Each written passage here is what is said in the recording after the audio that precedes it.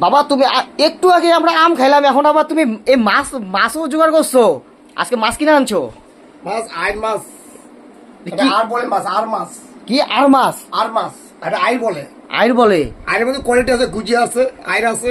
আচ্ছা, এটা কি এখন করবা নাকি রাত্রে করবা? এটা এখনই হবে। দোকানে আমাদের দোকানে যা রান্না করে হয়েছিল হোটেলে সব শেষ, এখন আমরা নিজেরা তৈরি করে খাচ্ছি। বন্ধুরা, এটা হবে বাবা পেঁয়াজ, রসুন আদা দিয়ে পাতুরি হবে। বাবা একটু আগে আমাদেরকে আমের ইসে খাওয়ালো, তোমরা তো দেখলেই। ঠিক আছে, আইরের মানে পাতুরি হবে, পুস্ত ওটা দিয়ে মনে করো, খাওয়া তো, হ্যাঁ পুস্ত ঝামেলা হবে।